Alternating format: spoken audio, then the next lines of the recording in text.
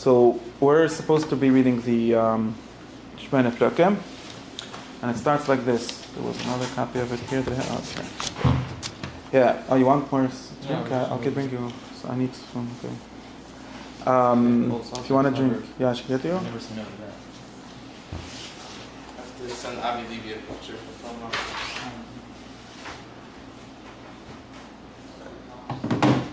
All the slackers. We don't need the slackers. We need the weekly attendees. I don't know who the slackers are, but all we're missing is one person, right? Pritzker, my friend Avi Levy. Uh-huh. He lives right near me. Is Lansman a slacker? And says, yeah, major slacker. Mm. Yeah, we would teach more history. We've got more often. Really? That's what he's into? Hold it on. Okay. Thank you.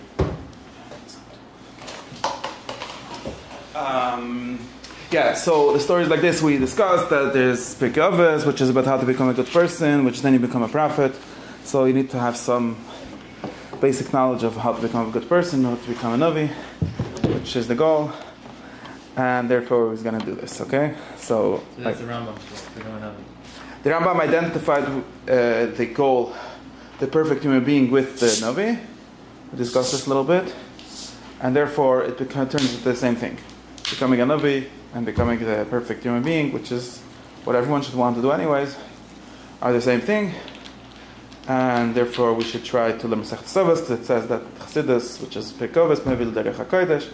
So therefore, the way to become a Lowy is to learn Prakim. Interesting. Sadly, Prakim isn't explained, or people don't understand it, either because they don't know how to do it, or because they don't have the theory behind it, which is Aristotle's ethical theory. So they need to learn Prakim, which is Shomne Prakim, which is going to give some theory that also theory and also something that's actionable in order to do what it says in Prakim. That's the basic, very short version of our past 7 classes, or what's needed for here. From what? Look it up. This guy on Google. US Mobile. I don't know. This one. I don't know the class already. You need it right now? You go on yours. Oh, it's not going to work. So go there and find it. Go by my computer. It's complicated. Not now. I'm sorry. We'll do it later. Or go on my computer and you can see it. You don't want to? I'm sorry. I have to learn a little bit now. Okay. So this is the thing. Now it says like this, where he's going to start to say the Prakim. Chapters is like, apparently, according to this lady that wrote this preface over here, the preface to the preface to the preface, Mrs. Sarah Klein Breslovi, she says that the chapters were like the name of a genre of writing in the Rambam's world. Like you could write an interpretation, like built on something, or you could write some other kind of expositions. And you could write something called chapters. And chapters originally was like the translation of the word aphorisms. So in Arabic, patzal or something like that, and it gets translated in Hebrew as perek. But it originally means something like aphorisms, which means like short ways of giving over like entire bodies of knowledge. Maybe that's why it's called Prakim. No. Say, in the table of contents for a lot of older books, you have like significant content. Chapters? No, even like general content. I mean, Aristotle has this in his books, right? Like the basic, like. I'm sure he has prefaces though. Right, but and the chapters are given a bit more outline and structure than we're used to seeing. Yeah. Just in my experience, yeah. Sure. Anyways, but Aristotle doesn't like write chapters according to this definition. He writes discussion or something like that. Dialectic. Aphorisms and chapters mean 2 different things. Yeah, I know. That's what he was saying. That chapters. And these are more like our days chapters. Yeah, this is close to what we call. Well, we call chapters just like units of something in a book or something like that. Yeah. But for him, he calls it chapters, not in the sense like I'm going to write something that I can divide into chapters. That doesn't really make any sense. Like if someone says I'm going to write chapters, like you're going to write a book, which or a short book or a long book. You could say a monograph or an article or something like that. Yeah. It wouldn't really make sense for someone to say, "Let me write you some chapters." Like, and here it says, "I'm going to write you some chapters." That's the last line in the Akdama that says that. I will like mention something like that. Chapters that I think would need to be prefaced to this work. So that's why they said, and there are 8. So okay, there are 8. That's true. That's like some kind of splitting up the content into 8 parts. But it seems like he thinks the chapters represent some kind of style of writing or something like that. Okay. It's like a genre of writing, not of content, but of writing. And that genre, according to her, means something like aphorisms in the sense of, well, aphorisms I use like witty stuff or like nice slogans, but more in the sense of being a representation of like the summaries of a whole body of knowledge, not the discussion or the proofs that lead to that. And in that sense, it's somewhat true. There are some discussions in this book, but most of it is just like copying in a short way, basic structures of the whole theory, but not in a way to. It's not here to convince you, right? It's here to just tell you. Mm-hmm. That would be a definition. I'm not sure if she's right, but it is true, and it's important relative to what we're saying that the Rambam is not here to convince us that what he's saying is true. That's not his way of writing. Not over here, and almost never. I mean, sometimes, but in these chapters for sure not. He just assumes that you're going to believe him, and he is writing it in that way. Mm-hmm. Okay. So now the first chapter, and he wrote headers to his chapters actually also. The headers are also written by him, apparently. And it says the first chapter, is about the human soul and its powers. Like and its powers or faculties. Usually people translate faculties. Now what he does in this chapter, and as an overview, is lists, just a list. It's just a list. It doesn't really do anything else. It's just a list of 5 parts of the human soul. So his psychology or theory of the soul divides the soul into 5 parts. And as we're going to see, he doesn't really care about all 5. He only cares about 2 or 3 of them, for the most part. Like what he really needs for this book is 2 or 3 of them. He just mentions all 5, so you have the sort of the system in place. That's the main thing he does. We'll have to discuss why he does that. And the second thing he does, which is he gives like 2 digressions, or actually starts with a digression. So I'm becoming somewhat less convinced about the beautiful order in his books. Sometimes he doesn't write them in the correct order that I would write them. Which maybe he's right, I'm just saying. But there are two digressions which are like his hacks, things that he cares about philosophically, which sort of take over big parts of the chapter. But as far as I can tell, these do not actually have ethical implications, although many people who give shirim and Shomne Prakim in all kind of contexts try to claim that this has ethical implications, but I think that's just because those people don't care about truth.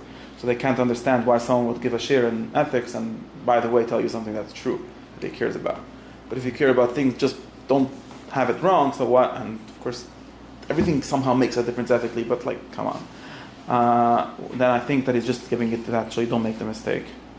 Of course, they're controversial things, so maybe they're not a mistake, but I think that the 2 things are, the one, well, let me just describe them, and then I'll read them. The first thing is, since his goal in this chapter is to describe the parts of the human soul, well, he doesn't call it parts in his header, because he thinks that's a wrong word, really. It should be powers, or activities, really. And powers means the ability to do an activity, so sort of those things connect. But not parts, but people, in the normal way of speaking, will call them parts, and he himself might call them parts sometimes when he's not speaking, 100% precisely. So he wants you to remember that that's not really parts in the way that, a table has parts, or in the way that a person, in the way that bodies have parts. It's parts, not really the parts in that way. So just because he's going to say the first word, there's parts, and he has to right away, qualify it, and say, well, they're not really parts. So don't make the mistake by thinking of them parts. I'll give you all the difference. I just want to describe it in a second. And there's some differences philosophically and metaphysics of the soul with this, but I want to just tell you what the thing is. The second thing, which is a total digression, is when he talks about the part called chelek hamedameh, or imagination, which is not a very good translation, because when we say imagination, we have different connotations, but something more like representation, images, representation, or not specifically images actually, but representation of sense data in your mind or in your soul, which is what he calls imagination. So it's a more technical sense of imagination than what we usually think of.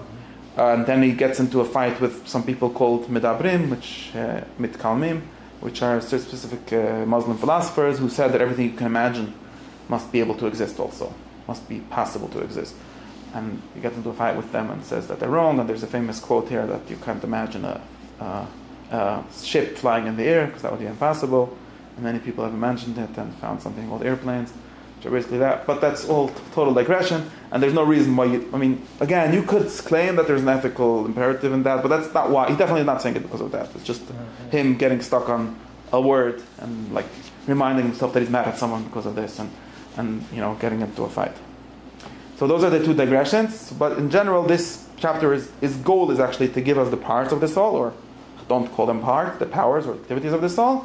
And that is important because the ethical theory, he doesn't actually explain this fully, I think.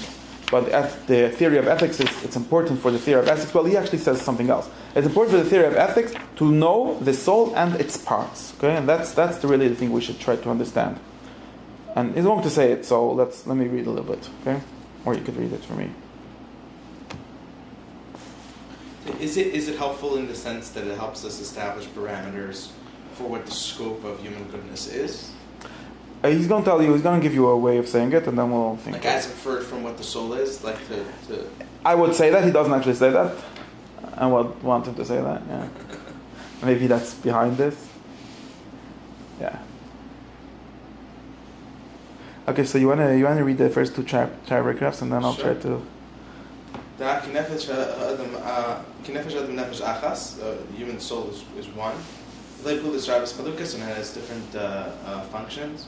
Pilus is literally works. Actions. Yeah, works, right, okay. Activities, works, yeah. Same thing. Things it does. And some of these functions are called. Maybe Ktas means some people. I'm not sure. Oh, okay. And some call these souls. Let's see how I translate it. Does it? Yeah, that would be the correct translation. You think accordingly, you think that a person might have many souls. Like the doctors have thought. Until the minds of the... No, the chief. Oh, until the head doctor, whoever that was. Who wrote that souls are three things. Tibis, natural, v'chiyunas, living, v'nafshis, and soulful.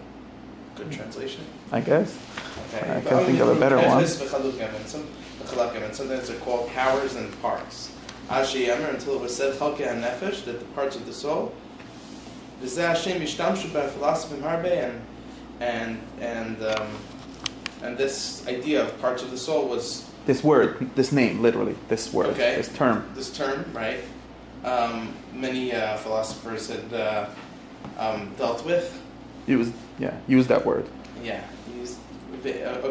not necessarily to explain it, but just to use it. So again, what he said. No. I'm gonna explain the sentence. Okay. So what he says is, you should know that the human soul is one, which has different separate actions. Now, these separate actions, some people call them souls, right? And some people have gone so far in the mistake, since we call them souls. So he's like tracing a mistake that happens because of language. Because of the language, sometimes people, maybe even correct people, they didn't even mean to make this mistake. But people have called these distinct activities souls. So then some doctors who didn't understand philosophy, or that's what he's claiming here, specific doctors, he has someone in mind, obviously, apparently, or Hippocrates, I don't know exactly who, and have thought that humans being have three souls, as it says in the beginning of some book that he quotes. Okay. And so that's one mistake. That's a total mistake. Then you could even have like another word which is also misleading, because sometimes people say parts of the soul. That's not as bad as saying there are three different souls. It's like they're parts of one soul. And that language is actually a philosophical language. So even the people that he likes, not the doctors who don't understand philosophy correctly, or they're Platonists, but not those doctors, even the people that are philosophers sometimes use this language of parts of the soul.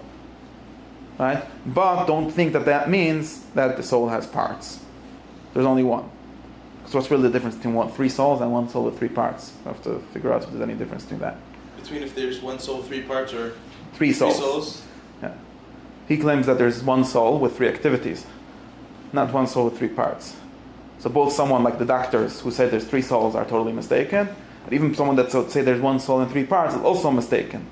Although the philosophers do use the language of three parts. but they don't mean 3 parts. What do they mean? 3 activities. Well, so he says, Veinam, they don't mean. Ve'enam is kamen. Okay. Ve'enam is kamen be'amram chalke shemis chadakas chadaka gufis. And they don't mean when they say parts that it's like distinct, separate parts. That it can be... Like bodies or that it can be divided, like bodies can be divided. Okay. They consider different. They're counting. To means literally counting, right? They're counting parts. They count. They count them as. They consider, as section, as parts.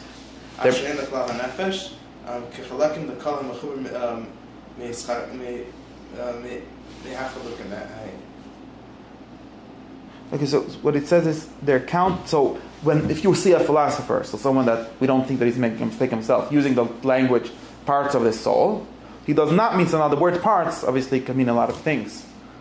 One meaning it can mean, or he's going to discuss 2 different meanings that means. One is meaning that usually things that have parts can be cut up. Meaning to say, if I say a table has a lot of parts, well, even if I talk about parts in not a cut up way, right? I can say this table has a lot of parts because it's 6 feet wide and therefore has 6 feet, which are 6 parts of it. Well, it's potential parts because now it's not actually cut up, but I could cut it up and then I'll have 6 different pieces, right? Or I could cut the legs off from the top, whatever you call the top of the table, the sheet, and I'll have 2 parts. So in that sense, the table really has 2 parts. It's made out of 2 parts, right? It's one table, in some sense it has some unity or wholeness, like has one, whatever, in some whatever way you want to think of it, but it really has 2 parts, and in the sense that it can be cut up. And when you cut them up, and this is important, when you cut it up, we went through this once in the anima, when you cut it up, you end up with 2 halves of a table, not with 2 tables. Right? You end up with 2 parts, or sometimes they're useful, sometimes not, but you end up with 2 different parts that one has nothing to do with the other. Right? When they're together, they have something to do with each other. But when they're cut up, they're going to have... Cut it up in such a way that you have 2 tables. I guess you could, but then you would maybe you can be making 2 tables out of one. I don't know.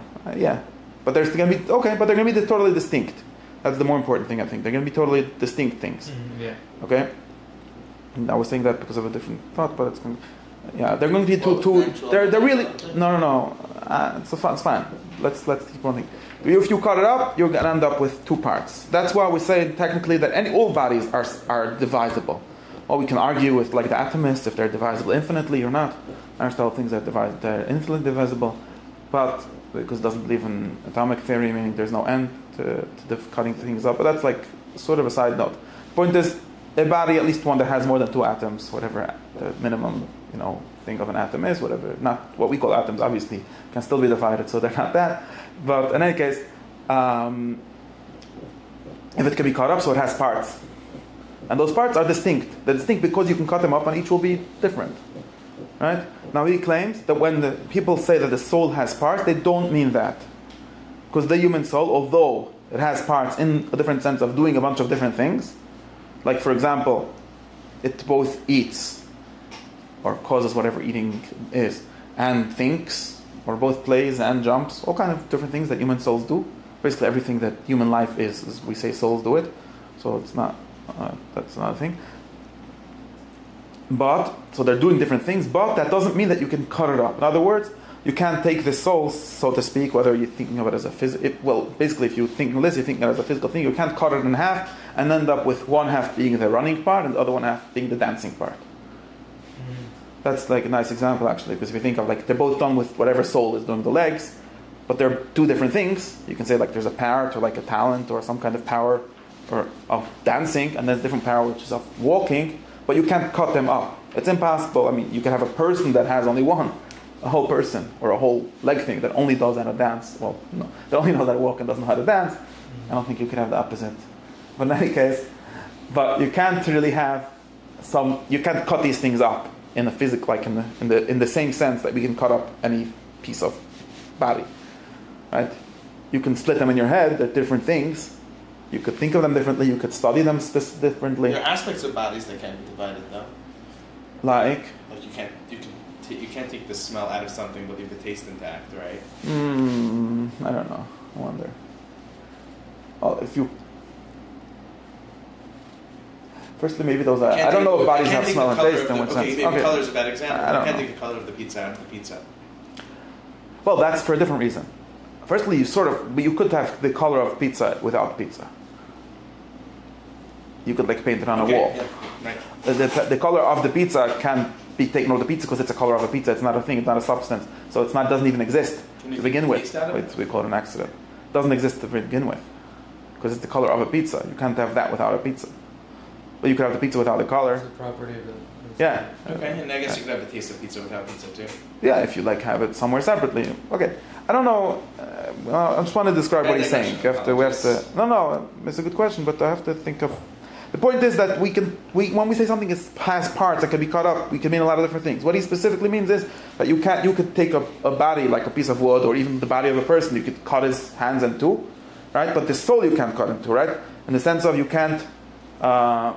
Aristotle literally like thinks of this like with experiments. Like, what if we cut off a hand of an animal? Is that hand stops being alive? I don't know. Like, it's becoming whatever. He has all these like weird ways of thinking of it. But in any case, you could cut up a body, but you can't cut up the soul. That's at least the theory here. You could talk about that doing different things. They're totally different. There's no connection between thinking and dancing or something like that. Maybe there's a connection, but Does it not mean necessarily. anything more than the fact that we can't practically cut it up because we don't know how to locate it in the physical world? No, because it's not a physical thing to begin with, or that's what he says. So you can only cut up physical things. You can't cut up. In the way that he's talking about, nothing non-physical can be cut up. Yes. Okay. Yes. So he's not saying something about the soul as much as he's saying something about material versus spiritual. Yeah, what he's saying is that the soul, I don't know if you would like the word spiritual, but the soul, in the kind of thing that it is, it might need a physical thing to exist. These are complicated, but it's the soul as what it is. Yeah, it's not a physical thing, and only physical things can be cut up. Yeah, Okay. yeah, I think so. I don't think it's something specific for what. In other words, this whatever the kind of splitting, cutting up, whatever. What is it called? Divisible. Divisible is the word people usually use. The kind of vision that he's talking about is, by definition, only possible for what he would call bodies.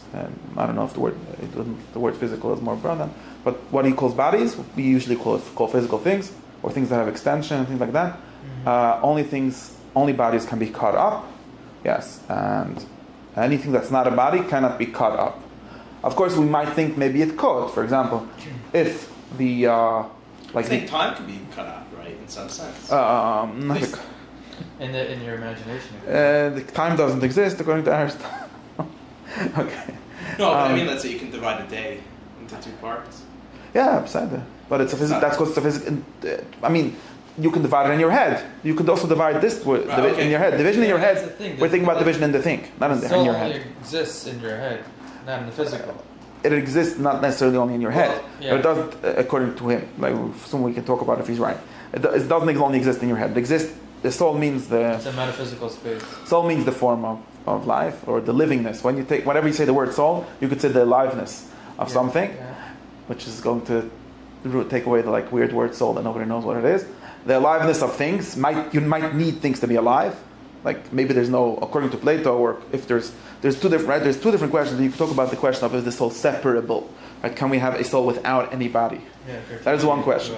What? Is that like a Cartesian duality? Descartes has a version of that, and Aristotle has a different version of that. Okay. But yeah, but that's called having. Could you have a soul without a body?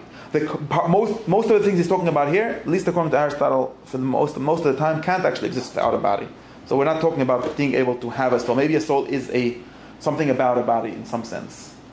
It's a little complicated in what sense? An emergent property of a body? People nowadays say emergent property, but Aristotle calls this a form. I said emergent property. What? Yeah, because it's not. Because it's not. No, it's not. No, right, yeah. But in any case, a form. We're giving our guests much more gentle treatment than. Well, yeah. How long are you gonna? No, because I'm not being precise here. But he calls it a form. Okay, a form, whatever that is. Well, I shouldn't use words that we don't know what they are. But in any case, the livingness of the body. But there is an of there, which means that it's contingent on that. If the body dies or stops being alive, then there isn't that. Aristotle always says, if there is a kind of soul that doesn't need a body to work, then it can be separated from the body. And he thinks usually, or says, or implies that the mind is thinking is something like that. But in any case, then we get into a problem, because this whole chapter has this in the background, but he's trying to get away from this problem. Anyways, that's one question. But another, even if not, right? Even if we can't have a soul without a body, meaning it's not separable. You're never going to have, no souls exist without their bodies also existing. Still, the soul can't be cut off. Can't even be cut off from the body. So it's even not separable in that way, right? That even one be unified with the body in that way. But it's also not separable among itself, right? It's, if you think about the soul in itself having different activities. Soul meaning aliveness. Now aliveness meaning different things, right? Because being alive means, if you take, well, we have a bunch of living things, and there's different kinds of living things, but even if you take a person, which is like maybe the most complex living thing, maybe not, but maybe, you could see it that the being alive of a person has a bunch of meanings, or a bunch of parts, right, in some sense. Meaning being alive means, I'm eating, I'm growing, I'm maintaining whatever biology has to be maintained. It could mean something more than that. It could mean I could perceive things, I have senses that I work. It could mean that I could think things. It could mean that I can have all kinds of anger and love and hate, things like that. It could mean all of these things are part of what being alive is for a human being. We could say that some are more necessary than others. There's some kind of ladder. You can't be mad if you don't breathe, but you could breathe without being mad. So there's different, ways in which these relate. But all of these are part of being alive. So they're parts of the soul. They're different things the soul does. Dead people, in other words, whatever dead entirely is, don't do any of these things. Beginning with not moving or not breathing or not maintaining themselves in the physical sense, the biological sense, I don't know, maybe not physical, biological, physically maybe they do, but that's the biological sense, the living, right, the life of a body, which, takes in, Aristotle says it takes in nutrients and grows. Reproduces and all these things. What? It's not very easy to make a distinction between what's alive and what's not alive. Yeah.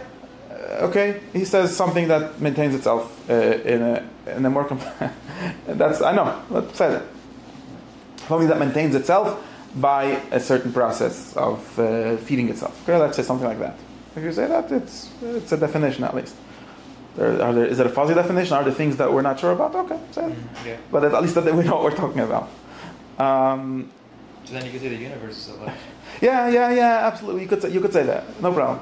Yeah. Aristotle, these people, they're not afraid of that, and they're not afraid of there being fuzzy definitions. At least we know what we're talking about. In any case, I'm getting. This is like metaphysical questions, but what he wants to say just is that if you take, and then of course, right. So being alive is at least that, and it's also, emotions. Maybe you don't need to be alive. I don't know if someone would say that people without any emotions are not alive. But people without any wants are definitely not alive in like more basic sense. Like if you don't have any appetite in any sense to do anything, sort of dead. At least in some sense, or at least it's part of life. Again, if a vegetable, we discussed this once. What's the din of a vegetable in the hospital? Is at least alive in some sense, but like barely alive, like only alive, like basically only alive in one sense. But it's definitely part of human life to do a lot of other things, including dancing, including thinking, including philosophy. Potentially alive, right? No, a human, like someone that's in a coma, he is alive, but does that mean that, you see, does that mean that it's not part of human life to dance? I think it is. Potentially alive, right? No, you're giving words that nobody knows what they mean. Point is, a lot more, right? It's only the minimum for human life to be breathing and, whatever is the body needs to maintain itself. But that doesn't mean that the other parts are not also part of human life.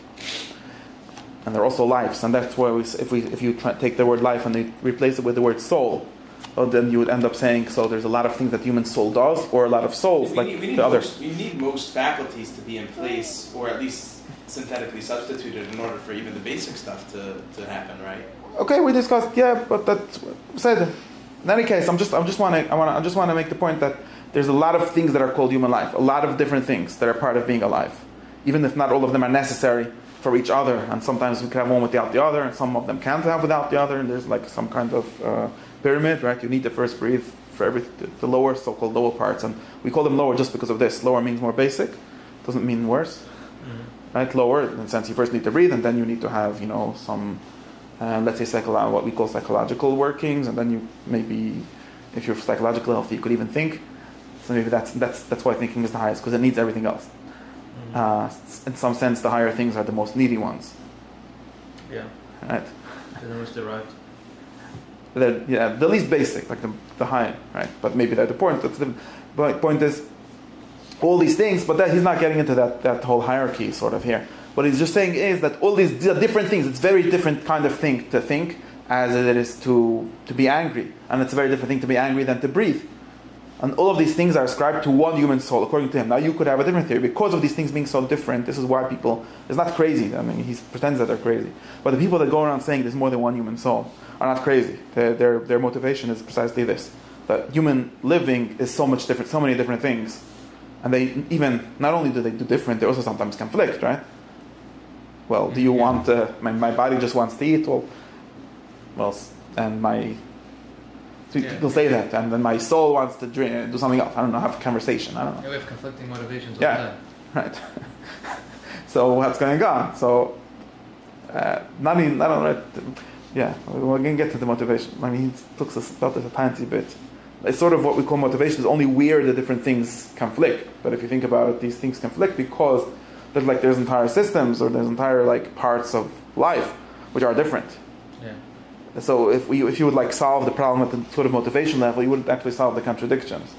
You're just gonna not notice them. Does that make sense? Anyway, I don't know if it's important though.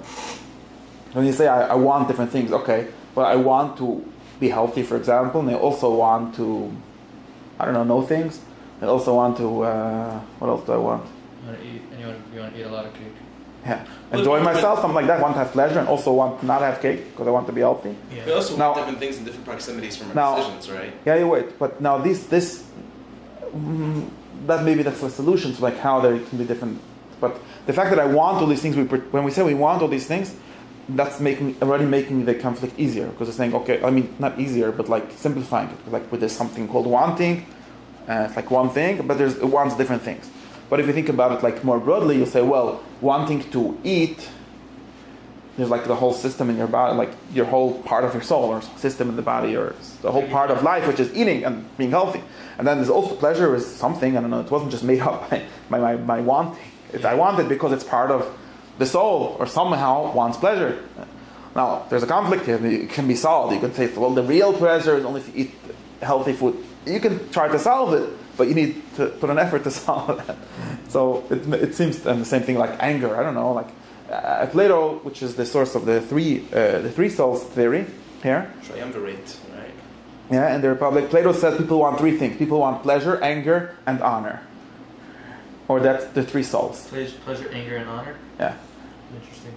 That's a little weird way of saying it. But if you think about it enough, it starts to make a lot of sense.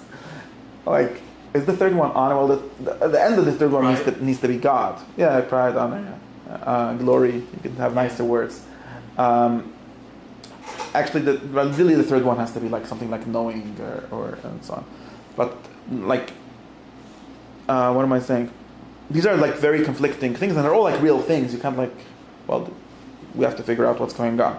In any case, so therefore the motivation for having many souls is very reasonable. It's not. He doesn't actually tell us what the motivation for there being only one soul is. It's something like a unity of identity that has to do with sanity. Maybe. Yeah. So that's. With the people that really think that they have three souls are somewhat schizophrenic. The people who think they're not realizing their own premise of it. Because in order to say I have three souls, which of your three souls is saying? Okay, now there's a fourth thing called an I. You see, but an I is another thing because, I sometimes think like this because, I told you when I said there's three souls, when I say humans want pleasure or comfort or something like that, whatever we call it, most simple level. That's not something that I made up. It's not a decision. It's true. It's we could even sort of think of a whole animal which is only that, some what we call lower animals. And again, lower not because they did something wrong, lower just because they're there are animals in existence that at least seem to us to have, okay, not from their perspective, seem to have only the need for comfort or the some, I don't know, most of the things that we call I don't know about mammals, but I don't know, a fish or something like that doesn't seem to have any need for companionship or things like that, in the sense that humans need. It just needs to be alive. It needs, obviously, which means it needs pleasure. If you're going to give it some comfortable, I don't know, what's comfortable for fish. If you have a fish or something, it's going to enjoy it. It makes sense to say that fish enjoy things. People say they don't have nervous systems, they don't have pain and pleasure. I don't know. Yeah, Anyways, well, or they do. Systems, In any case, it's sort of true that, like, I don't know, so some kind of basic animal that obviously has pleasure of a like basic sense and pain. It runs away. If you hurt it runs away, right? So yeah. that works. And that's like a whole life. That's like a whole life. And I obviously have that whole life too, right? Plus more things. So if you say just like, well, who is the I? Yeah, that's a problem. Maybe there's a need for a unifying I, but it's sort of like a fish maybe doesn't have any ego on it, what we call this like thing that unifies it. I don't know if it has it. Maybe it doesn't know that it's a fish, right? I don't know if fish know that it's a fish. Or maybe even mammals don't know that they're mammals. Okay, and maybe humans. Guess what? I don't think most humans know that they're humans. That's only the few people that talk about it, they know. Anyways, okay. No, I'm just saying that. I don't know. Point is, right? So if you think of this like perspective of this I that's saying all of this, yes, but in some sense the pleasure thing is before the I, right? It exists outside of it. So it doesn't seem to be so simple to say, well, maybe it's like a fourth thing which unifies them, and then we're getting stuck. We're having 4 parts already, at least, or how many parts. Mm-hmm. We're multiplying like on one more thing. And there's actually a modern, cognitive scientists and things that think something like this, that the I is just one more model in the brain.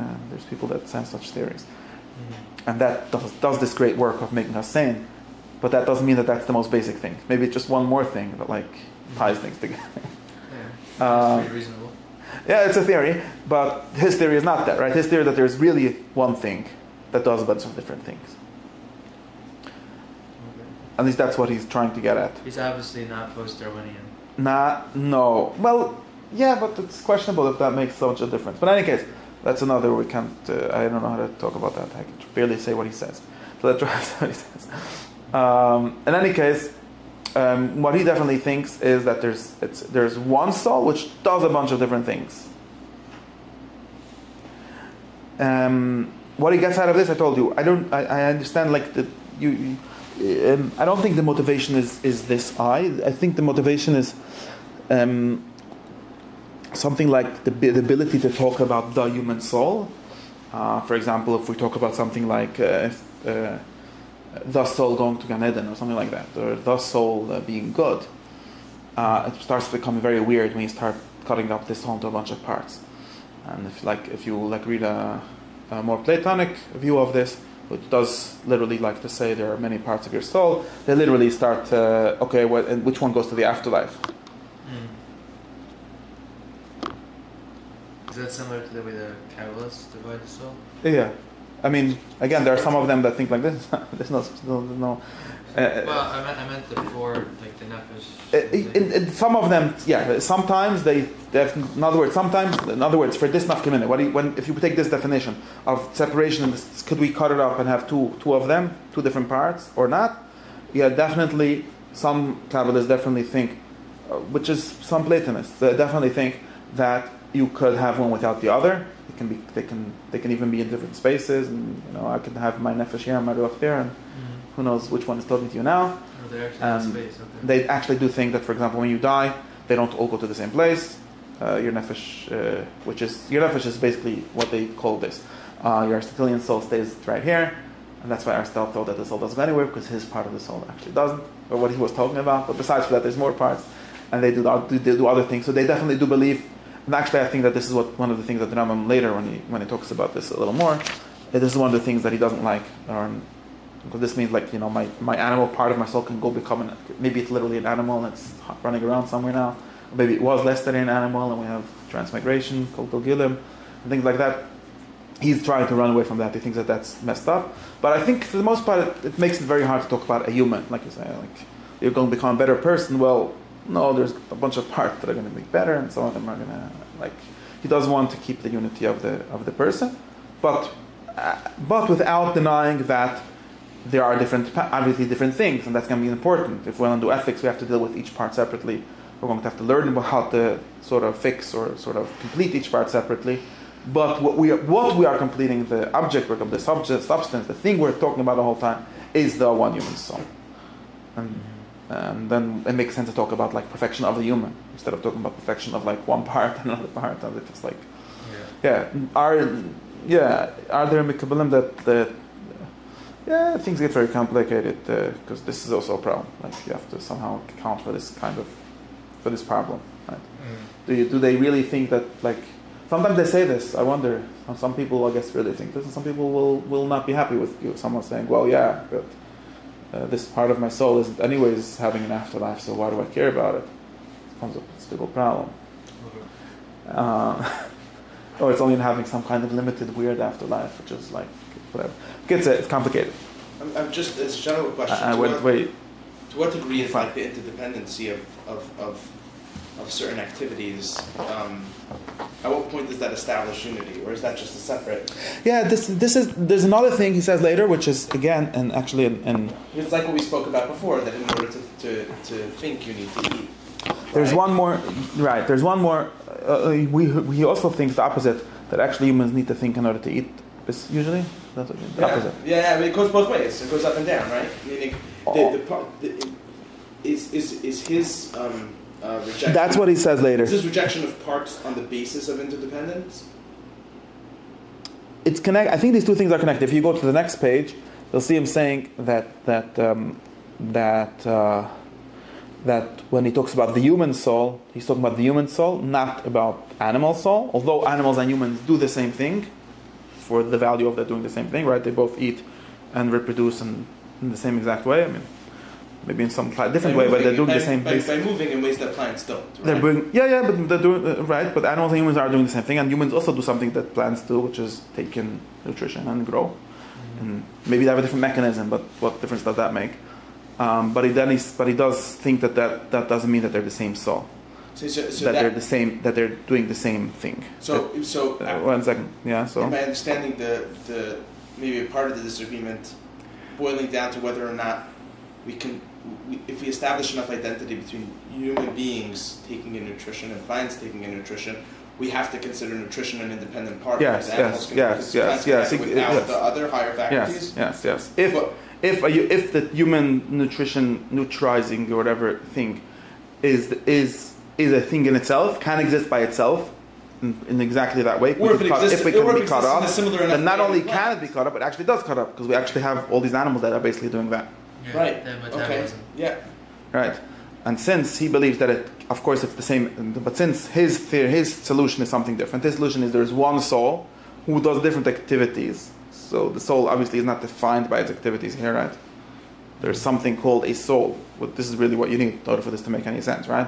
Because if just the soul is the activity, then saying one soul, 3 activities doesn't mean anything. Mm-hmm. So obviously there must be a soul which is not the same as its activities, but can do different activities and does a bunch of different activities. And therefore he can say, like he says in two paragraphs later, that the human soul does a bunch of activities, including eating and reproducing and things that animals do, and including some things that only humans do. Mm-hmm. And the animal soul does, which is a different entity, does similar things or does the same activities. So you can have 2 different souls doing the same activity. Yeah. Just like you can have one soul doing 2 activities, you can have 2 different souls doing different activities. And that's very important. That's why a human, even in the sense that he eats, doesn't have an animal soul, according to this chapter. And he'll be left with the job of explaining how and why the human soul is different than the animal soul.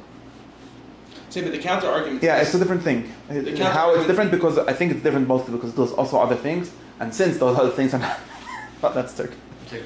Meaning that at the end, it boils down to how strongly we identify certain human functions with plant and animal functions, right? So what he says, if you read what he says in here in the next page, what he says, he does think that they're the same functions. He's not going to find, because the same activities, right? I don't know what functions means. Okay, so the same activity. He doesn't think that humans eating is doing anything different than plants eating. Plants eat in some sense, or animals eating. It's not different. Not a different activity. No, it doesn't say that it's a different activity.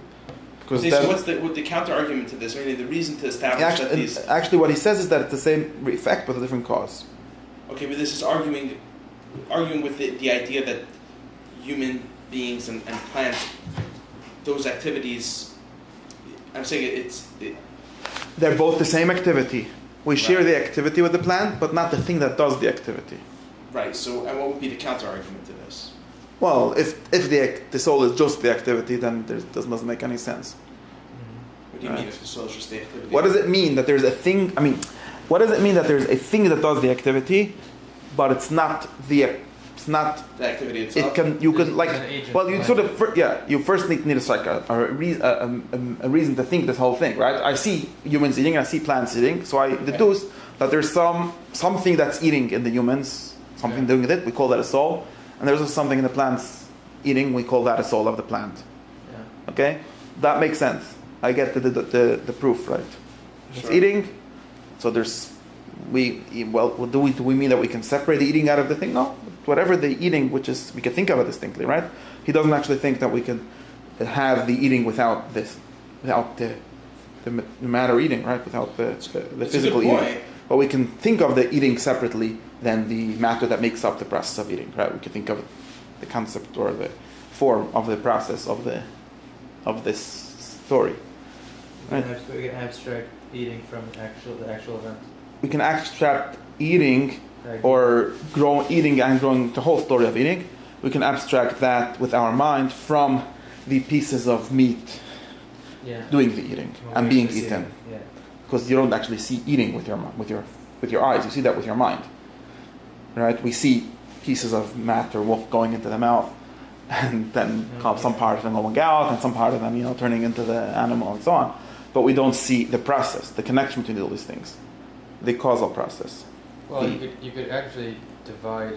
If you take an argument to its conclusion, you don't see anything because you could divide any perceptual process infinitely. Yeah, sort of. So that's why when we see, we always see with our eyes and with our mind.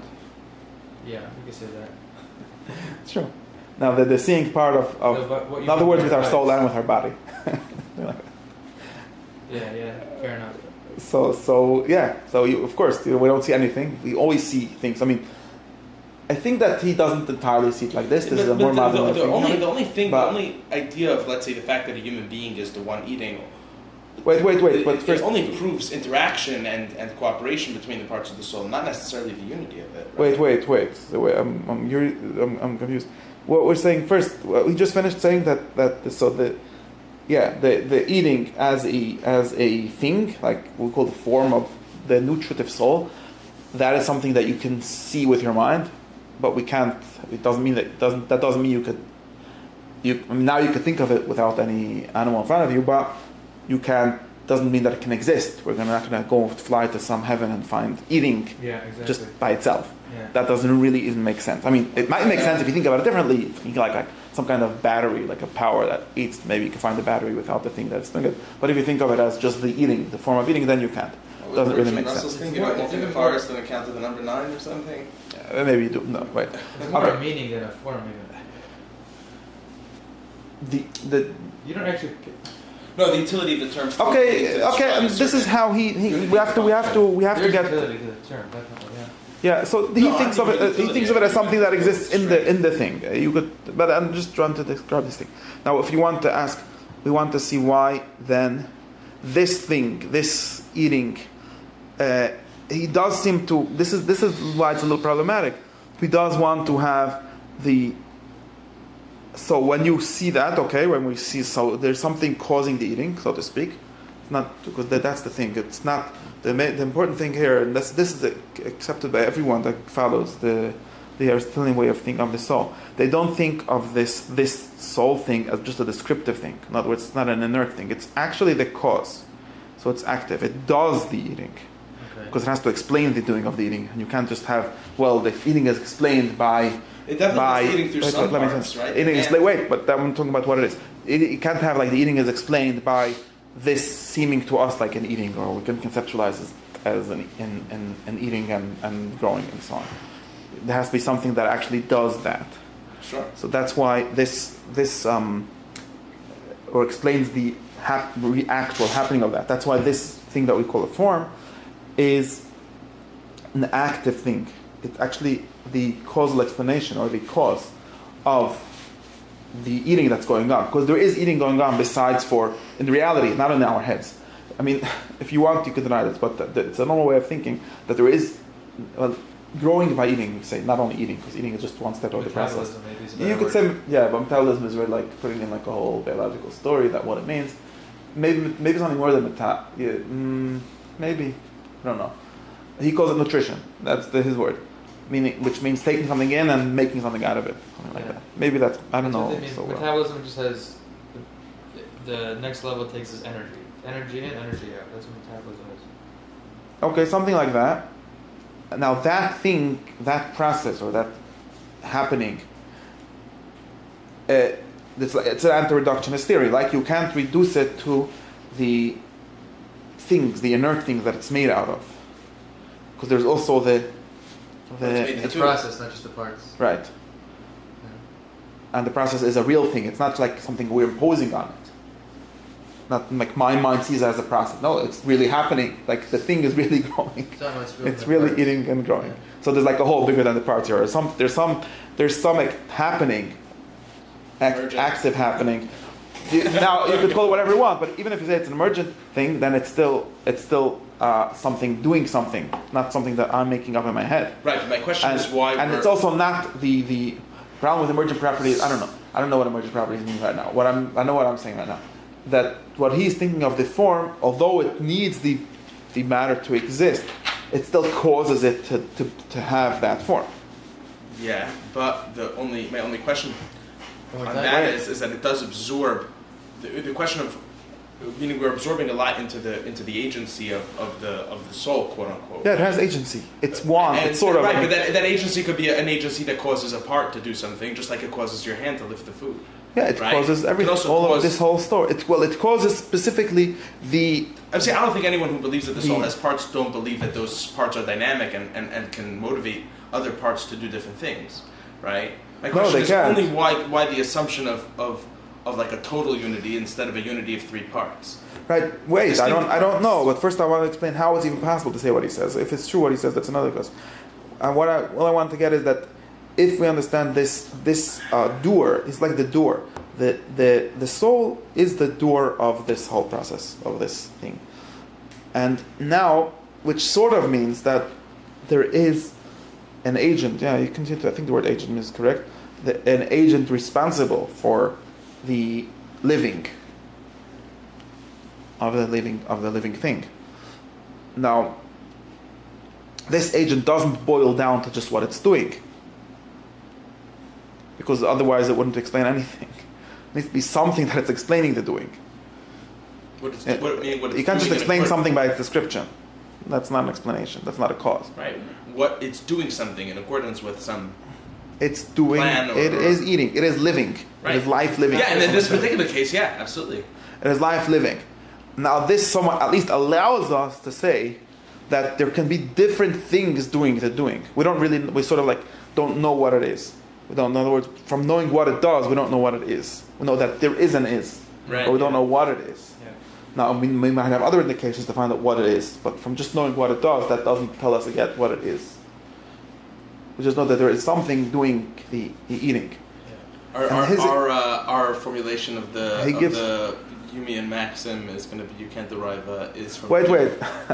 He gives an example and to explain this to something about light. He says if you see light making a dark place light, so we know that it didn't become light by itself. That light is coming from somewhere. So the light is caused by something, and it can be the same light, right? The same activity. There was a dark space, and now it's light. So or whatever. There's something makes light enlightened places lighted. How do you say? I don't know. Lit. Yeah, lit. Okay, it lit it. Well, yeah, but lit is like you, like I don't know, turn down the light, like lit by. Yeah, but like this room is lit. Yeah, I guess it's lit. Okay. So yeah, it got lit by something. Now there's different things that cause light actually. Like you can go outside and have the sun cause light.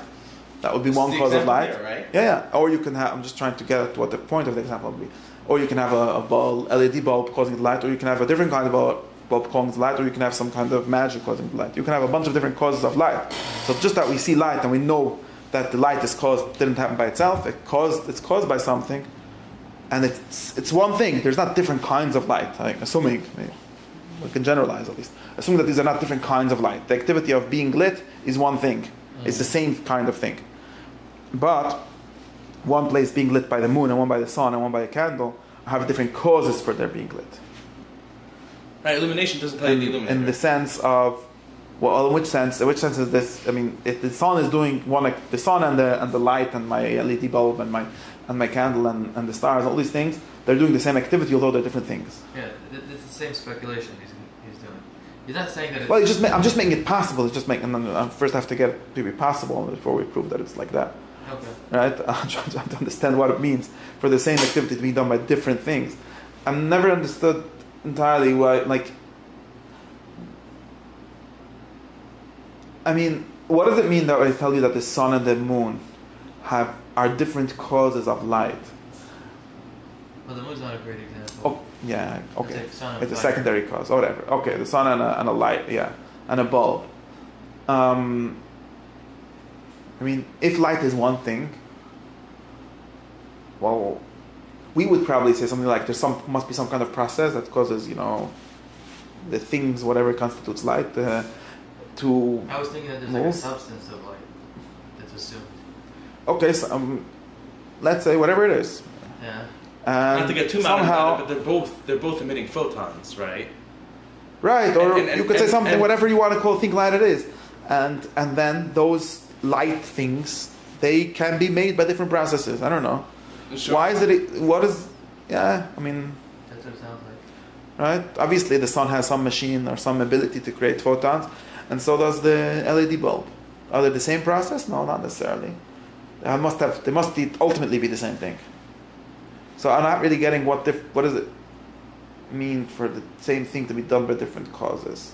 I mean, it's sort of like, because that sun does a bunch of other things besides for emitting light. Maybe it is a bunch of different things besides for just emitting light, and that makes it different. Not entirely sure. You're saying that there's got to be something about the two of them that are the same in order to do the same result? I would imagine. I don't know. He seems to be saying the opposite. Well, he's just saying that it's possible for the same result or the same action to be done by different things. Yeah, I'm not sure, maybe that, yeah. I mean, obviously there could be more. I can tell you there's something more, like, if I give this table a kick and then you give it a kick, it's different people giving different causes of the kick, just because insofar as we're humans, I have a different color here than you, and there's a bunch of different facts about me. Yeah, you're there and I'm here. Yeah, whatever. Yeah. They're doing it differently, but they kick. Insofar as some human or some power kick the table, there's no difference. Yeah. And so why would I care that the sun does other things besides for making light? As far as I care, it's a light maker, and then the light bulb is a light maker. And they're the same. But maybe that's what he's saying. Maybe that's all we're trying to look. Maybe all we're just saying is that, a human being soul does a bunch of things, and a horse soul does some of those things, and not all of them. And that's why it's a different entity. I'm not really sure, like, what splits them. It's a good question, though, whether he's trying to say that there's something actually different in the cause. Because that's what he says, and we didn't read that piece yet, but later he gives that's what I was quoting, where he talks about the example of the light and so on. I'm not entirely sure.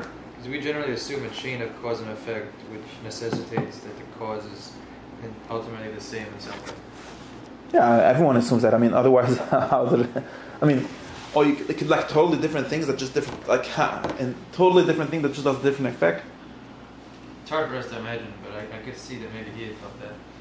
No, I'm trying, like, how? Okay, but we could imagine anything, but like how? The same, I mean... The question how already assumes the methodology of... No, there's probably he would probably have an answer to this if you would actually think that. That's what I would assume. I don't know what it would be. I don't entirely know. This thing he almost explicitly says the opposite in different places, as this lady also told me, which is says like no, that's because in the Aristotelian terms the question is if the human appetitive soul or whatever lower parts of the human soul are identical, right, or univocal with have the same name and the same meaning as the animals do that, or they're equivocal? Do they have the same word but different meaning, or different entities behind that the word is referring to? And he actually explicitly says in different places that they're the same word and the same meaning. So maybe change his mind because this doesn't actually make sense. I don't know. I was just thinking that. Like you saying that maybe by him it made sense. I think he himself knew that there's a reason to think that. It's like, what do you mean when you say? I mean, I'm thinking now that there could be, like, in some sense, it makes sense to imagine things as having different types of causes having the same type of effect. Like you could stimulate, say, a feeling, an emotion in someone, Right. in two different ways. Like you do it electrochemically, or you can do it. Yeah, but the question is if that sense is relevant. I think that everyone agrees that you can get the same effect in different ways. Meaning you could. And which just wasn't a good example. That's what I'm trying to say. I mean, why is it not an example? Because it's precisely the same thing. I mean, the question is a difference needs to be relevant, right? Like, for example. Yeah, let's say we do try to find the part of the sun that makes light. No, maybe something right? like you're saying. Like, we could think of... What is the part of the sun that makes light? I don't know, whatever... Let's just say, not that it's correct, but let's just say that it's the heat of it, right? No, that part makes heat, obviously. I understand. I'm trying to use a substitution here, but whatever it is that makes light, right, is what makes light in the sun, or what of the sun makes light, the same as what of LED bulbs that makes light? Or are those characteristically different? And in the sense that those are the same thing, we have to revise our example. Well, right? I think something like the like if you the same thing. Well, I am for sure you can get different results by the same result by different processes, right? Right. The question is if the process, not only if the process, but if the medium is the same, right? Or no, forget about that. Yeah, if the process is the same, the process of light making, not some separate process. I can make the number 12 by doing 3 times 4 or by doing 2 times 6. Sure. Yeah. And are those like different causes of the number 12? But I can't make the number 12. I can't make the number 12. It's actually a clear, good way to think because it gives you like very abstract, like. Aristotle does give examples of numbers actually in geometry, and when he talks about this, why is numbers different? Because they don't exist. Okay, let's say there's such a thing. They don't exist. No, but I'm trying to get at something like the same result. Obviously, a different process. I got to a different way. Sure. I got there a different way, but it's the same number still. Like, and I just had like thought that it makes some kind of difference how I got to it. I mean, if I apply it in different ways, it's gonna make a difference. It's useful to know that you can make 12 out of these 2 ways. Okay, but and a bunch of other ways. 1 second, just to stay with the math. It's not like if I do multiplication with different numbers, is it still multiplication? What do you mean? The form of multiplication is the same, but the numbers are different. Okay. Oh, what do I mean? Saying so the form of eating is the same, but the things, the living. Well, things if you say right? if you say it's doing it with different vast tools, that's obvious. Everyone agrees that the humans eat with human stomachs. And animals don't entirely have human stomachs for the most part, or they're similar, but they're not the same thing. They're not made out of the same matter. That everyone agrees, but we're already not talking about that. Because even that, then it would even be true that me and you are eating with different stomachs. Right. Even though they're more similar than... they're more the same than me and animals. So here's my question, right? So human beings and animals are both doing something called, let's say, nutriment, right? They're both sustaining themselves through activity, through the activity of animaling. Of nutrient, right. Right. Now, we're trying to make a distinction between human beings and animals, right? Saying that human beings do this through it doesn't have the animal soul plus another part, but it has a new soul that's doing... Another word, okay, so the simple way, let's go back to the most simple way. The most simple way of saying this, which if we take the definition of splitting things, as the important splitter here, the important distinction here. Could you split something like you split a piece of wood or something? And the question will be, could you take a human being and make him only eat like an animal and not do anything that humans do? And he seems to think that the answer would be no. Well, if you take in other words, could we take the head off, the mental part, the entire... You probably could nowadays. But I'm not... Yeah, I know. I think you could. I'm not even sure but if I think that he thinks that you can't. Or if you could... I'm not even sure if we need a contemporary he thinks that if you could, even if you could, that would stop being a human being. That's a trick. Okay, no, but that's a serious question. Like, no. is a person a coma human? Like, I mean, we don't like to talk about this, but no, it's a serious question. And only in if humans are defined by whatever higher faculties they have, then okay, you see, it's potentially, like you say, maybe he's going to wake up tomorrow, so on. But it's not actually such a simple thing to ask. I'm not even sure, by the way. Would that help us? Would that help us if you say something like, because you can't, and that's going to at least show us what we even talked about. If it would be true, and he definitely is talking about this, because he talked about crazy things. Like, according to the Platonists, you can take sort of the animal soul out of a human and put it into an animal, and that's called human being equivalent an animal. So it's definitely literally possible to do, according to Plato, or some Platonists at least. Actually, Plato says this, but although he doesn't describe it in these terms, but this seems to be how he's thinking of it here. Right? You can literally take a human that does animal things, is literally an animal, and the next life is going to be an animal. And what's going to happen with human parts? It's a still problem for the Platonists. I think they have a theory about this. I forgot what it is. Like, Plato has this story in the myth of the end of the Republic, where he talks about however you act in this life, that's what you're going to be in the next life. And this sort of makes sense with the theory that we're having. Like, if you act like a horse, there's a horse way of life of a horse, and some people live that life. So basically, they're horses. And in the next life, they're going to actually be horses. In other words, and what happened with the parts of the thinking parts of the human soul? I don't know. It's gonna go somewhere else. It's not, because it's totally different souls. It's not. We don't have a problem. We could send that part somewhere else. But now, in what sense are you going to become a horse? That's a little weird, right? Because we say, like, it's a punishment for you to be a horse. Even Plato says this. Right? Don't act like a horse, because next life you're going to be born as a horse. Well, who is the me that's going to be born as a horse? I'm already a horse. That seems fine. So that's something tricky. Yeah, well, okay. Yeah, but putting aside this trickiness, it does seem to be because of this kind of motivation, this kind of thinking, that a human acting like a horse is literally a horse, that makes it possible for Plato to say that the next life you'll be a horse. And then if the horse acts like a philosopher, then it gets born as someone. Anyways, right, things like that.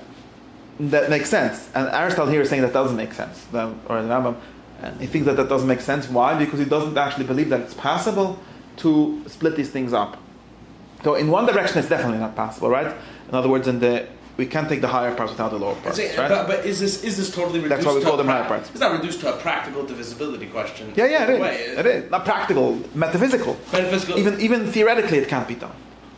Not only practically, like practically we have these problems. What if you have a knife? If you have a knife sharp enough to cut everything forever? Maybe you don't, but that's a practical problem. But theoretically we could cut everything forever. I understand, but I'm saying is it's not a question of whether or not a human being is the question whether or not a human being who doesn't think if he's actually maybe it ends up being a definitional problem. That's what I'm thinking. But you could ask this question, like, could you take a human, the part of a human that acts like a horse? You have to try it. Which all humans have that part. I mean, not as good as horses at a bunch of things, but some parts of horses we all do.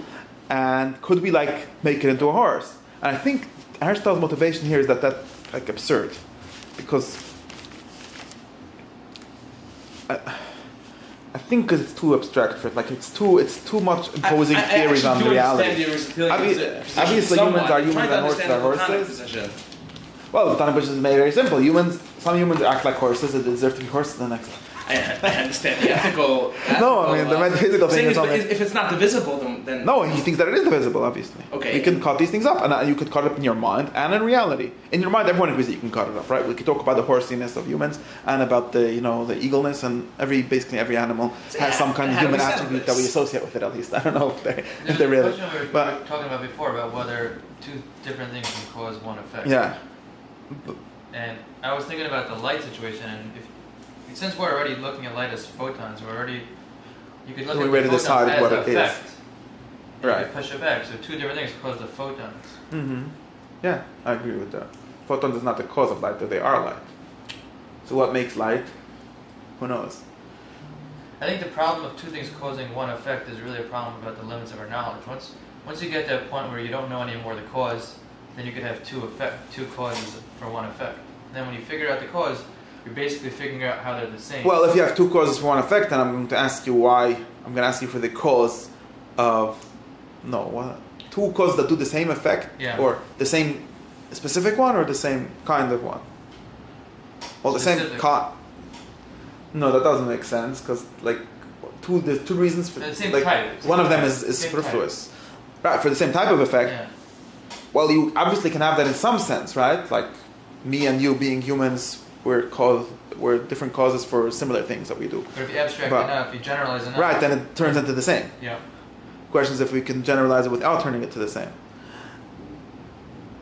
Like, I'm thinking that this is something where it's supposed to come from. Like, because we think that it's absurd to, like, really think. Like, I get what you're saying. I get that some people are horsey.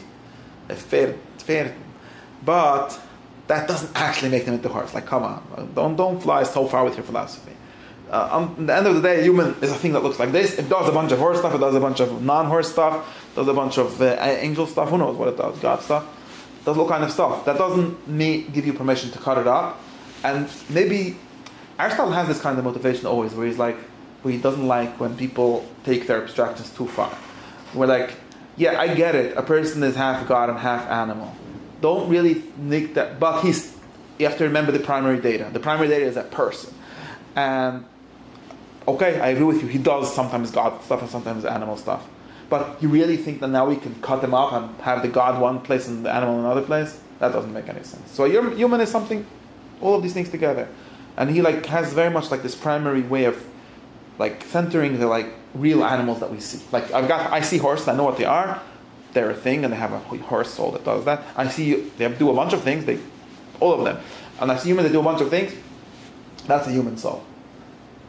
I've never seen a human soul which is only doing one part. So why would where would I get such an idea from? Now you think, well, they do the same things? Okay. Well, obviously, humans do these things, or maybe only knowledge. I mean, this is a problem. We might want to say that humans and animals don't actually do the same things. Although maybe they're only similar. Why not say humans do the same things, but by different? I know, that's what he does say, but that seems like why the insistence? Because this is only a generalization. Like, in what sense do humans and horses do the same thing? By some kind of generalization. And that generalization maybe is actually the one that only exists in our mind.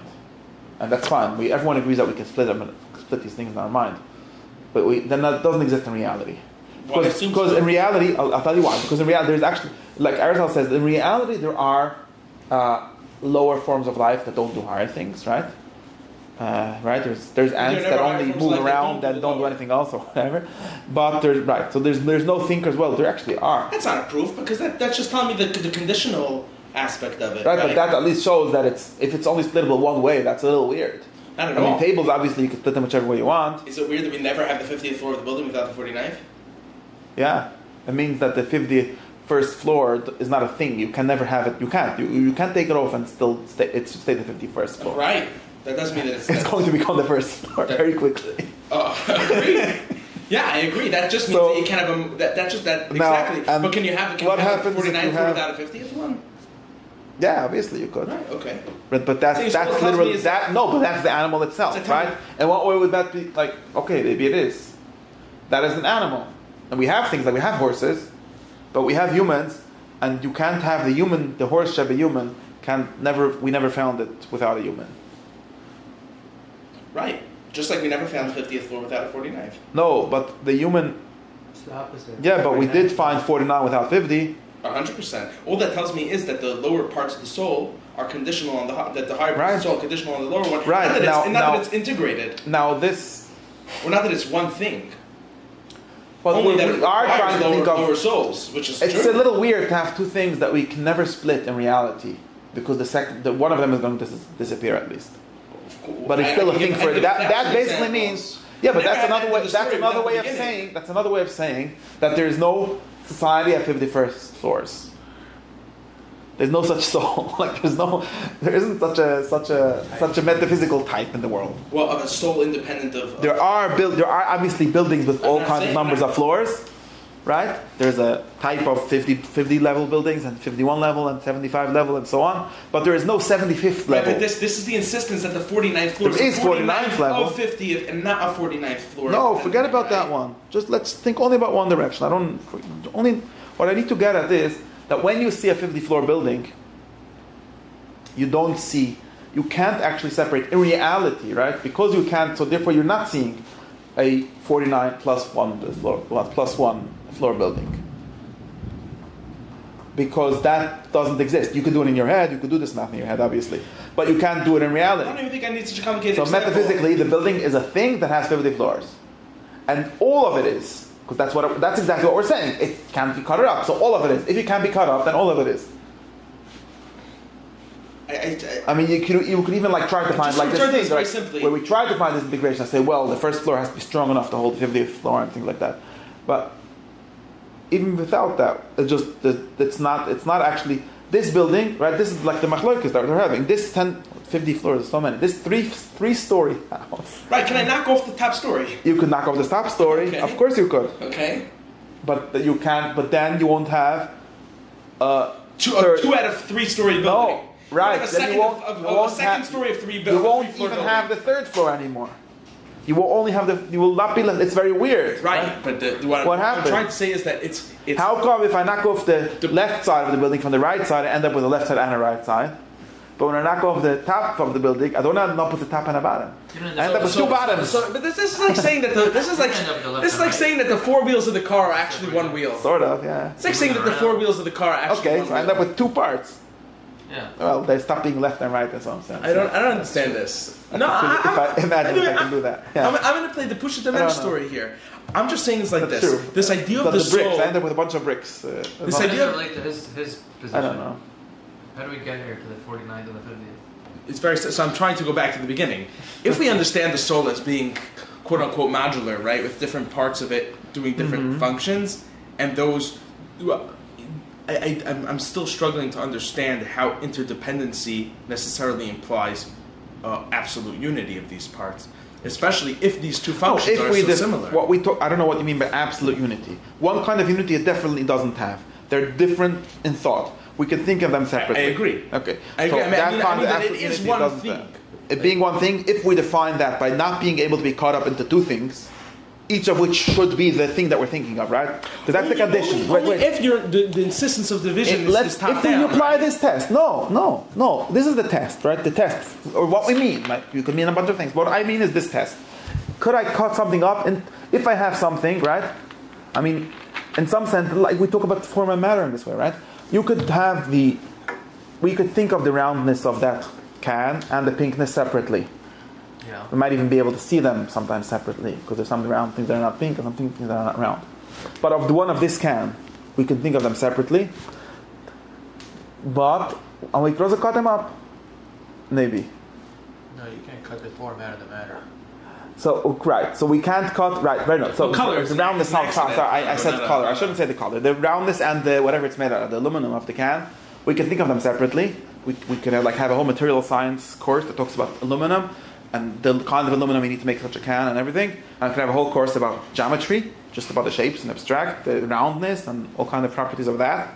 There are some things that follow from the roundness, and some things that follow from the aluminum. There are different sciences, right? That's very nice. I could cut it up in my head. But I can't cut it up.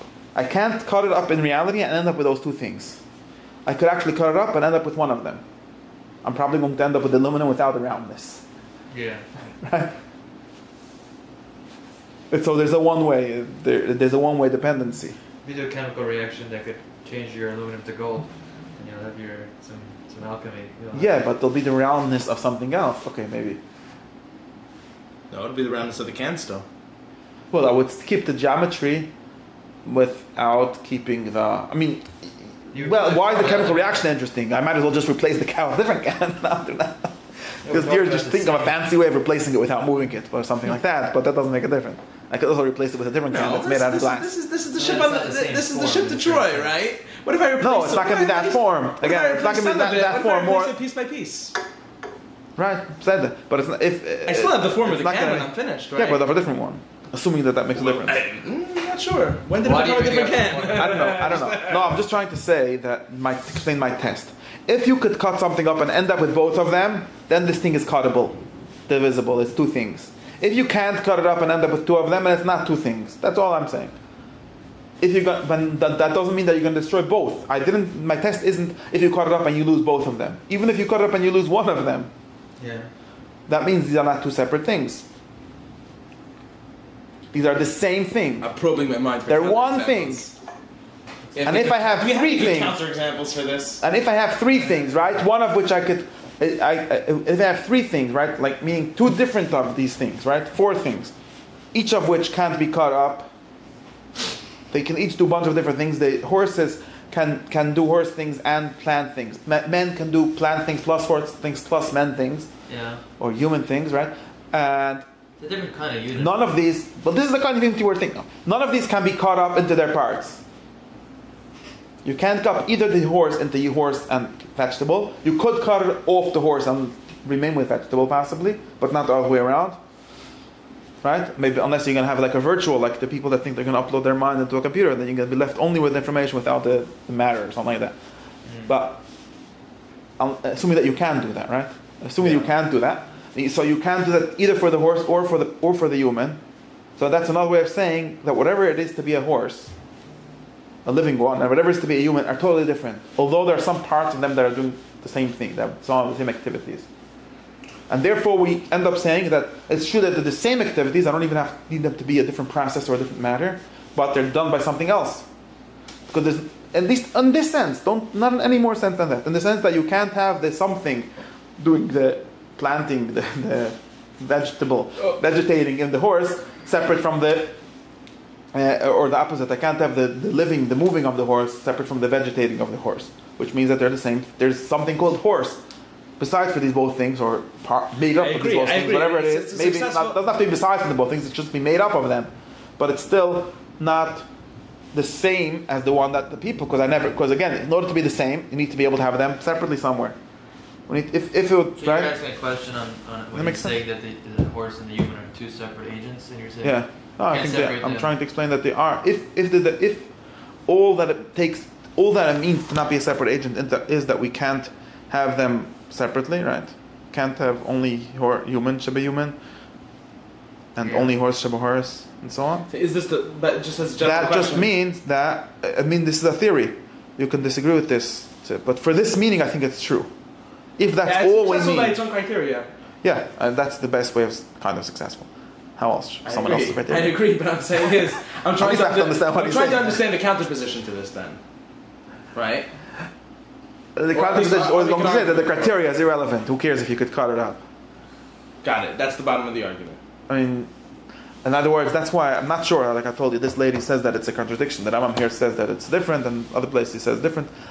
I don't know, because we could still, the question goes back, right? This all started with some kind of musar, way of looking. Like if you act like a chazah, then you're really a chazah. And they were saying, no, you're not really a chazah. You're never going to be really a chazah. You can act like a pig, but you're not a pig. You're a human acting like a pig. That's better or worse? I don't know. You see, it doesn't make it better. No, but you could say that you could lose your humanness even if you can't only. Yeah, that's true in some sense. Yeah, but you're not really going to be a chazah. Plato has you really being a chazah, like really, really, really, or in the next Google at least. And Aristotle said you're never a chazah. You're a human. Maybe it's even worse because you're a human becoming a chazah. But it's not. You're not really becoming a chazah. So what I'm saying is that mind. When someone says that's why when what they quote from other places is not really going against this, because all he's saying is that you're acting like a chazah, which is true. You're acting like a chazah. Just not. You think you are not a chazah. Like when your mother tells you you're not a bad person, you're just acting like a bad person. There's some kind of difference. So what I'm saying is, it might be very limited, the unity that we're talking about here, because it might just be limited to this unsplittability. I don't know if it's more than that, and therefore you could still have the whole ethical way of exhortation, don't act like a horse. Okay, am I going to be a horse? No, you're going to be a human that does horse things too much. Humans should do some horse things, but not only. So what does Plato do with the fact that a human being can actually pick properly? Can't pick. A human being can pick properly. He has to. He can't pick. He has to do it with it. He has to think. No. He has to think to eat. That's another thing. We didn't touch that discussion at all. All I touched was that you can't cut it from the top. You can't have the top without the bottom. You want to say another theory that we discussed. I don't think it's ever explicit in any of these sources, that you can't even live as a human without a mind. Yeah. Because humans need to plan in order to have food, at least as a society. Maybe individual humans could. I find animals an even more sharper distinction with this, right? Where animals really can't take in nutriment without mobility. And again, normal animals. And they could just lay in bed and have someone bring them the food. Edge cases aside, I mean. Right, so if you think of like animals in nature or something like that, or humans in their natural animals state. that can't think and strategically provide for themselves food without undergoing. Maybe human beings can cut out the middle. But maybe that's. But we definitely can't cut out the bottom. Right. How is that? I'm not sure we can cut out the middle either. Well, that's true. I mean, human vegetables, like we have this like ethical problem with human vegetables. I don't know, it's not a nice word. But you comatose humans only because we have other humans who are using their mind to care for them. Otherwise, they would die very quickly. Right? I don't get what you're saying. Why do you have a human who eats instinctively without thinking it through? He has food and he... Well, it depends what you mean by thinking. It needs to... Well, it depends what you mean by thinking. Right. Not in every case. Sometimes there's food in front of him. Right. That's why... only I don't know if only if you maybe if you think of society of humans, and if you claim that humans can't exist without society. I'm trying to think. There's animals I'm sure that don't need to move either. Also, the way the animals move through food, you could do that as a human too. Like an animal could hunt and a human could. Right. Yeah. That's humans hunt. The great claim would be that humans only manage to survive as hunters. Very clear to me what the difference is between our hunting and their hunting. Yeah, because we win them not by being stronger, but by being smarter. Yeah, a lot of animals do smart things too. I don't say they don't, but we're still smarter than them. Or at least the way in which humans... Is there a qualitative or quantitative difference? I don't know, it doesn't... Is there a different faculty we're using? Like, what are we talking about? I don't... About the thought? Well, relative to plants, probably. Yeah, that's why I said the animal-plant distinction is definitely sharper. I don't know if I can articulate super well... It depends what you mean by human intelligence. Maybe the human intelligence, which is like looking for abstract truth, is probably not needed to live. I mean, obviously, it's not many people. Okay, but that's why I think that it outlives us. Yeah, probably something like that. But that's why it's not human. That's a divine thing. But but like if we talk about human planning or beis, what we usually call human intelligence. It does seem. I mean, all the evolutionary theories basically gather during the season, during the season of harvest, right, and put that away, store it properly. Yeah, that's another theory, and what that theory would help us is to say why humans. Well, it's not helping me for the distinct problem that I had, which is when a human has a stomach that takes in food and digests it. Is he doing the same thing as an animal? Could we have just an animal soul for that? Maybe you're saying, well, in order to gather his food, if you like broaden, if we broaden our view of like eating to a like very like how do you get your food, and maybe you even have to cook your food, which is like a distinctly human thing more or less, and like prepare your food. Basically, you have to externalize your digestion, right? Yeah, or at least humans do that a lot. I don't know if you have to. You might be able to survive on raw foods, but. Yeah. But then you sort of need to use some kind of human cognition, and then you could say things like that. But it's still not going to answer the problem for take the basic functions like my cells are just being cells. They're not being human cells. In what way are they being human cells? Or the life? Okay, cells are very low level to think of. The life of my organs or whatever it is, they're just doing whatever organs do, whatever these kind of things do. Well, they're operating according but what to I say, scheme, right? sort of. Yeah. There's digestion starts with my eyes, maybe. right? Maybe. Or nutriment, not digestion, but nutriment starts with. We my could eyes. say things like that in the. Or maybe it starts with my stomach. It's a whole. Using my eyes at some point. It's a whole. This is a whole area of research by the people that talk about complexity and something else. I forgot what it's called. Like, in what sense the smaller level of this organization care about the higher levels also? There might be some sense, like how the first DNA knows or decides to become a kidney and something like that. Is this something that, right? Is this a network theory? What do you call that? There's all kind of theories that worry about this, that basically discussing the same questions as this Aristotle's defense. What? Like when does a cause become a goal? Well, that's general, but even assuming a goal-oriented theory, we still have to think of which level has which goals, right? Like there's one theory that can say... Right, and if smaller levels of organization... One level, assume that even a cell is an agent, okay? It wants to perpetuate itself, it wants to metabolize and all these things. Well, does the cell even care about the higher levels of organization? Like it's part of an organ. Yeah, I would say no. Right, so probably normal biology people say no, but there are some people that have I don't know what they are. There are some people that have arguments that claim that yes, I'm not sure. That's true, or maybe the question is if there's like an up. What? You read the journal that who says these kind of things? The same article that has Fisher's Block Universe article in it. I think I know because they make it. It's very. I don't know who you're talking about. It's very cute. They make a journal, Aristotelian. I have a friend. No, but this is not a friend. I have a friend that was working on. No, this. that I'm saying is ask him what was the source. Something like no, but the question is if like. Right, so if you like, I mean, obviously, like sometimes it works. Like you can take some skin from your foot and put on your head, and it sort of works. Like to do grafting, it doesn't really work so well. Okay, that's because it already. But if you go to the more basic sense, maybe you could. But in some, in which way is the like cell that becomes your hand when you're still in the embryo or whatever? In what way is that a hand cell, or does it only become a hand cell after there's hands formed? And like. Who gives the general plan, right? Well, all DNA could become all of them. Way, right. But in both of them, there needs to be like an explanation for the both levels. That set of hands, right, and no legs. Yeah, but it's not a telos-oriented explanation. It's a right. But in both, it doesn't. But that's a different discussion. Yeah, I'm saying that it would be the same discussion, both if you have a mechanistic way or you have a agentic way of thinking of this. For which I don't remember, you're still going to end up with a question of a similar question, which is, I mean, the mechanistic people really, in the end of the day, don't want to have any higher level things. That would be like the ideal science, according to that the reductionist way, where you would probably not want to have anything higher than higher than the lowest unit of reality, right? And that should determine everything. I don't think anyone actually has a science that does that. What, a pure lowest common denominator theory?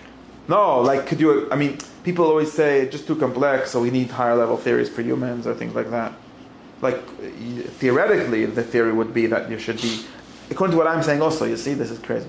Theoretically, there should be a theory that tells us, that works from quarks or whatever, the protons and neutrons, and tells us how hearts work. Right. And not only how hearts work. It also tells us it also should tell us who's going to be elected president. Yeah. The problem is not only the question is if it's only not practical, if it's impossible. But even saying that the locus of this would be in the quark. Yeah, the quark not determines in its organization. Right. Meaning the quark is internally responsible for its place within the organization. Right, that's right. So in both, and even if we have this thing, right. So that's why even if we have this like even in that reduction unit, right, we're going to have to explain. That's even worse. No, it might not. No, that's even worse because then you're ascribing variety to the low. To the no. We could say that it doesn't. Right? We could have that it's not knowing. If we have it not knowing at all what particle fills in the greater whole, or like not caring, just that it happens by itself. We don't. That doesn't really exist. It's an illusion, and basically. Then we only have the lowest things. And then everything is separate. Like there's no unity anywhere. And then we don't really want to... No, then we don't explain unity at all, we just deny it. We explain it away instead of explaining it. But assuming, and that's like, I think that's the sort of I don't know if it's standard, but like the radical reductionist theory ends up something like that.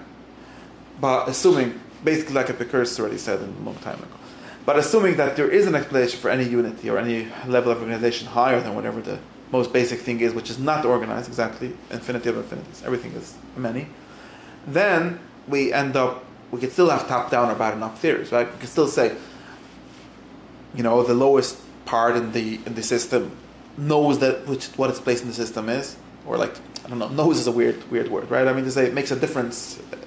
Which part is it? It makes no difference. It just gets imposed. There's some manager that puts everyone together, and that's like a separate machine or a separate thing. And that would sort of be the question between these two theories that we're considering. You either have to have a higher agency. You either have to have a higher agency of organization, or you have to have agency local to the or both, or both. The Aristotelian theories, both. Well, that's the question. Is it both? I think it's both. No, because what we have here is that you can only look at the whole. You just explained how it's both. Yeah, but only in very specific ways. He claims that he's prioritizing the whole, at least some level of the whole, over the parts. He says you can't have the parts explained all. You can't have the human part and the animal part of the human Aristotle, the Rambam, okay, I don't know if it's actually Aristotle. The Rambam here doesn't have these separate. He has them as only making sense as part of a whole, right? He's not talking about the whole universe. He's talking about the whole animal, okay? Right. Activity. A little bit more limited, entity. But he's not. And in other words, he says that the cell of the horse knows that it's a horse. That's basically what it's saying. And the cell of a human knows that it's human, although they do similar things. But it's important for them to be part of the bigger function. How do you see this whole conversation about parts and whole in the realm of assertion about the unity of the soul? I don't know. Somehow I got there. I don't see the connection. Because he's saying that the human being who is said to who does a bunch of different things is still one human being. Yeah. And he says that he eats with the human soul, with the activity, the human activity of eating. It's not just eating, which would have like its own soul responsible for that, and then thinking another one responsible for that. And I sort of think that means that the human, if eating is like a part, and being a human includes eating, of course, you can't be a human without eating. If someone that only thinks is not a human, is something else and not a human. Right? So there's the whole thing, which is a human, which includes all these things, but we can't split the parts up from that. So which means, in other words, if you assume, right, if we say my previous interpretation, which is that it's enough that we only can't cut off the top and have it itself, then it's not. But if you go with his interpretation, which is that it goes both ways, really, that you can't either have the bottom without the top, and remain a human, right? A human, like we say, like the simple way, humans can't survive without their minds, at least not for a long time, at least not in society. In some sense they could, but at least not broadly. Then we end up saying something like, the human leg knows that it's a human leg. I mean, you can't transplant the animal. I mean, you could, obviously, but theoretically you'd be able to do that. You're jumping from parts of the soul that just eating, say, to the body. Yeah, because I'm thinking of the soul of that, right? I'm not thinking of the pieces. I'm thinking of the organization. Organization is another word for form, right? For the order of it. The being, each thing being in a certain place and doing a certain thing, really. The likeness of the leg? Yeah. The leg being something that walks or something like that. Something that does a bunch of other things. Yeah. So according to his way of looking at it, it has to be the humans don't. Yeah, the walking, let's say, of legs, is a human walking. Because otherwise, when you would take it away, you would just be able to walk on its own. Yeah, because it doesn't. Right, because it can't walk on its own. Because if you take away the brain, or not the brain, the mind. It doesn't imply anything about the leg knowing anything. It just. Yeah, I'm saying I'm using knowing in a funny way. I don't mean knowing. I'm knowing as it's inherent to the leg to be a human leg. You can't just. I don't think knowing is a weird word. I use knowing. I don't know what I mean by knowing now. I do like the word knowing, but it's not knowing. I just mean like it is really a human leg. It's not like as if the soul went to the soul store and took a bunch of parts. You have to go to the human store to get human legs. You can't just go to the leg store. You can't graft your human leg on. I mean, obviously you could. I know. I don't know, maybe, but you can't do that for the soul. I mean, according to him, maybe you since you could graft a human, then prove this theory wrong. Probably it would be hard to do that, but with the limitations of your way of seeing unity, I don't need to. Okay, no problem, but it's still interesting. I do have to. Okay, I think we're too long. Thank you so much. Yeah, that was very good. It's really good to have you back. All right, thanks.